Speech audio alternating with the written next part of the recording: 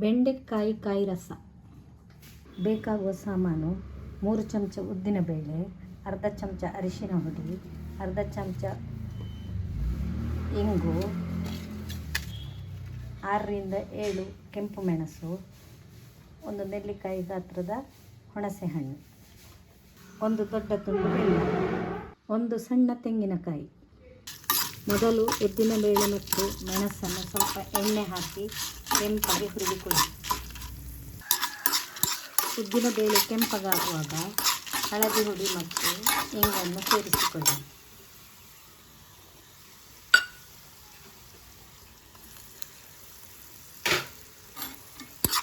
ಉರಿಯನ್ನು ಬಂದ್ ಮಾಡಿಕೊಳ್ಳಿ.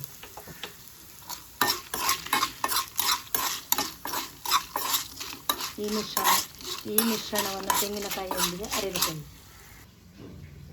ಬೆಂಡೆಕಾಯಿಯನ್ನು ಹೀಗೆ ತೆಳ್ಳಗೆ ಹೆಚ್ಚಿಕೊಳ್ಳಿ.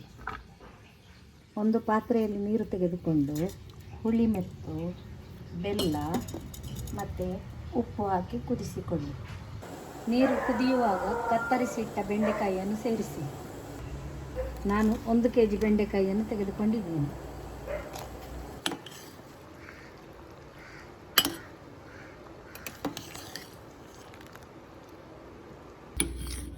ಬೆಂಡೆಕಾಯಿ ಚೆನ್ನಾಗಿ ಬೆಂದ ಮೇಲೆ ಅರೆದಿಟ್ಟ ಮಸಾಲವನ್ನು ಸೇರಿಸಿಕೊಳ್ಳಿ.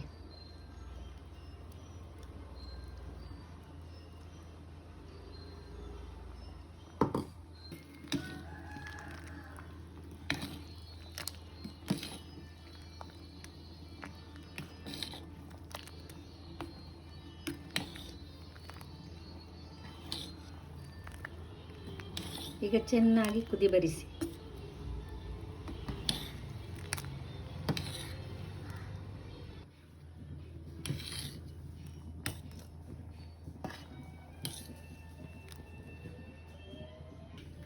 ಚೆನ್ನಾಗಿ ಕುದಿದ ಮೇಲೆ ಸಾಸಿವೆ ಮತ್ತು ಮೆಣಸಿನ